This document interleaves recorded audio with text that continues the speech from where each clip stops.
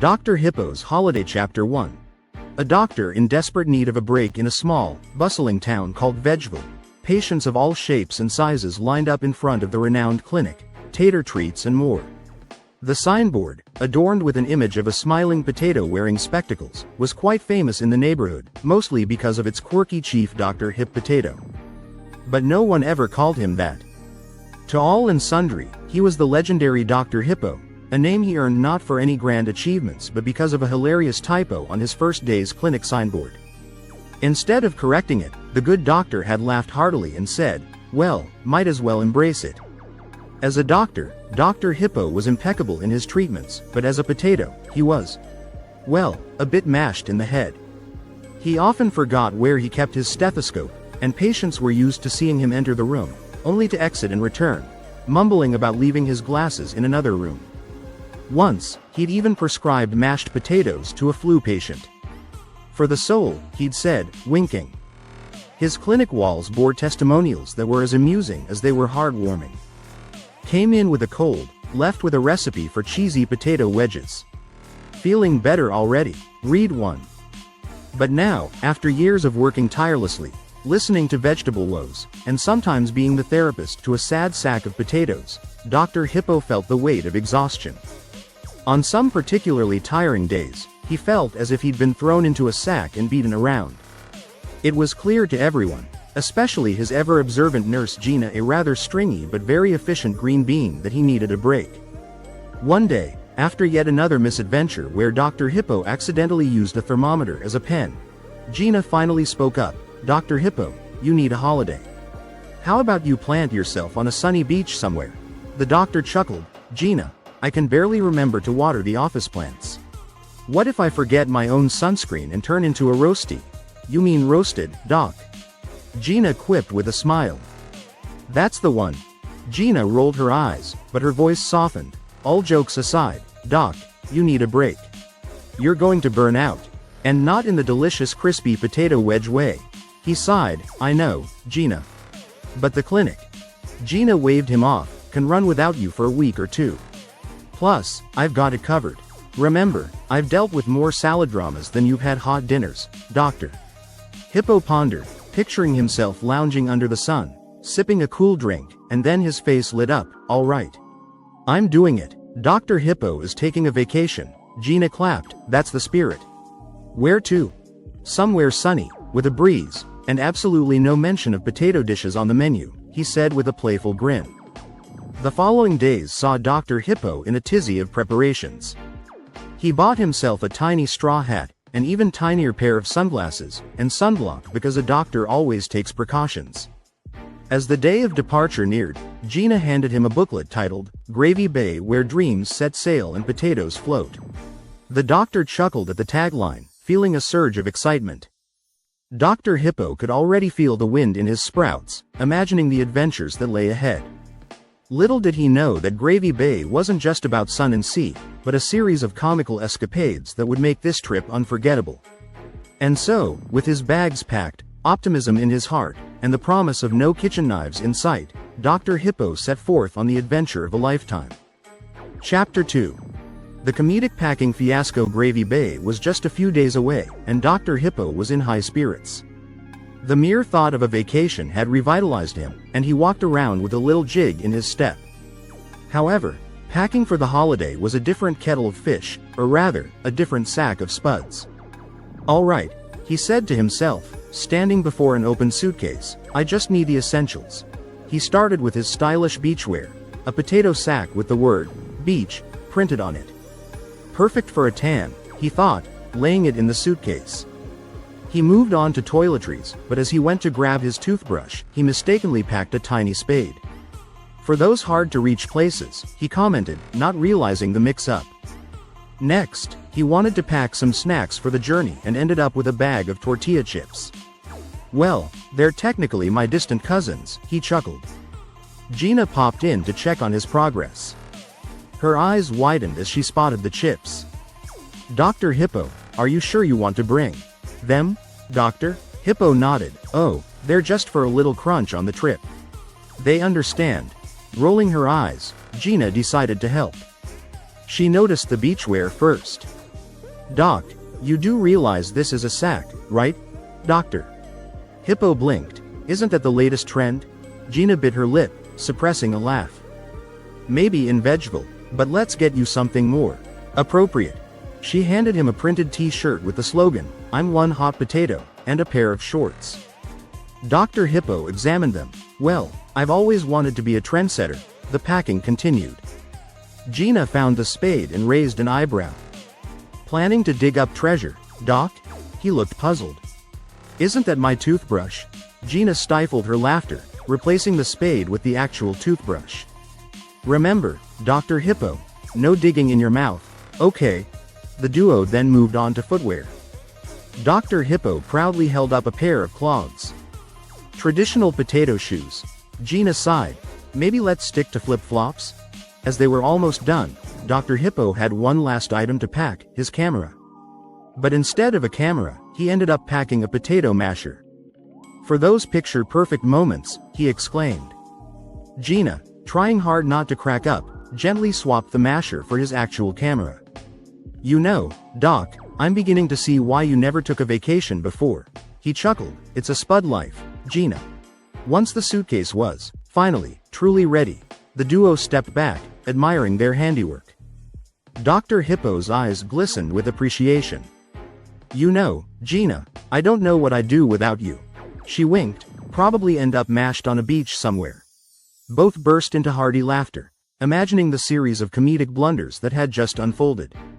With his suitcase packed, correctly, this time, and his heart full of excitement, Dr. Hippo was one step closer to his much-anticipated holiday.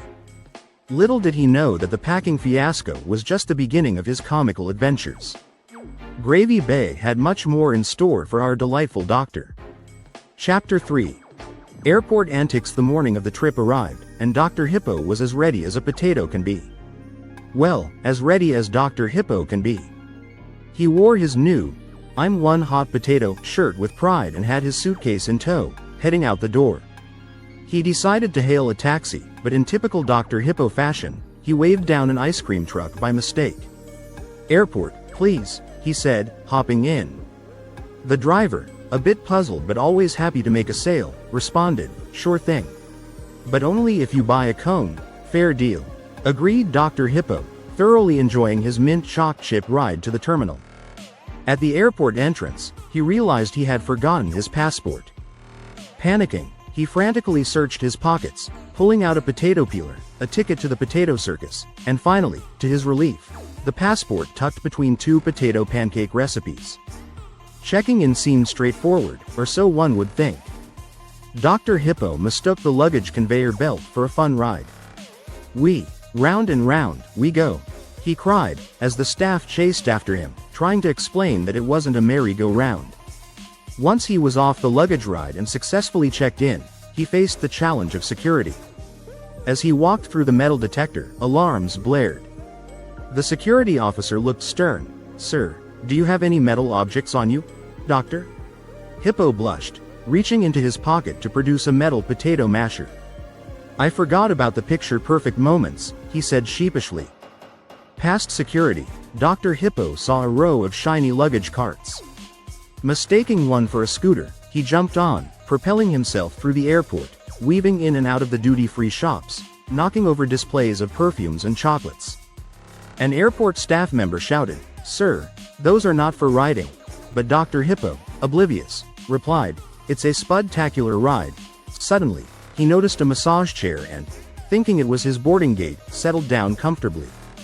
Ah, first-class seating, he sighed, inserting a coin. The chair began to vibrate vigorously, causing Dr. Hippo to shout, Turbulence already? Finally making his way to the correct boarding gate, he found himself face to face with a flight attendant. Boarding pass, please, she asked. He handed her the ice cream wrapper from earlier. Sir, this is a wrapper, Dr. Hippo gasped. Oh, you mean I'm not flying Ice Cream Airlines? The flight attendant, holding back laughter, gently guided him to his seat. No, sir, but I promise we have ice cream on board. As the plane took off, Dr. Hippo gazed out of the window, his heart full of excitement, and his belly full of ice cream. The airport antics were behind him, but the holiday was just beginning. With the skies ahead and a penchant for unexpected hilarity, our delightful Dr. Hippo was on his way to Gravy Bay. The question was, would Gravy Bay be ready for him? Chapter 4. The Wrong Destination Debacle Drive. Hippo was comfortably nestled into his seat, eagerly awaiting his vacation in Gravy Bay. He had dreamt of this sandy paradise for years. A tranquil potato-friendly bay where the waters shimmered with gravy. Ah, Gravy Bay. A place where a potato can just melt into the gravy and relax, he sighed, closing his eyes, and imagining himself basking under the saucy sun. When the pilot made his announcement, the words jolted him from his dream. Ladies and gentlemen, we are now approaching our destination, Ice Cream Island, Dr. Hippo's eyes snapped open. Ice Cream Island? He exclaimed, spitting out the complimentary peanuts he was munching on. He tapped the passenger next to him. Excuse me, did he just say Ice Cream Island? I thought this plane was heading to Gravy Bay. The passenger, a squirrel holding a tiny umbrella drink, chuckled. Oh buddy, you're on the wrong flight. This is a special charter for the annual Ice Cream Sundae Summit. All the greatest flavors in one place. But a potato? You're going to stand out, Dr. Hippo's cheeks flushed a rosy potato red. He realized he must have got on the wrong plane during his luggage cart escapade. Well, a Sunday summit doesn't sound that bad, he thought, trying to find a silver lining. But then, panic set in. Wait, do they have potato-flavored ice cream? As the plane touched down on Ice Cream Island, Dr. Hippo decided to make the most of his unexpected detour. The island was a frosty wonderland. Mountains of mint chocolate chip, rivers of raspberry ripple, and forests of fudge swirl. And yet, despite its beauty, Dr. Hippo felt like a, well, potato out of gravy. He decided to check into the sprinkle suite at the Cone Cabana. As he entered, he was met with a bed made of waffle cones and a bathtub full of caramel. Well, this is sticky, he said, trying to pull himself out of the caramel tub after an ill-advised dive. Determined to explore, he decided to join a tour led by Miss Vanilla, a guide with a whip of cream as her hat. They ventured into the heart of the island, where the legendary Cherry on Top mountain stood.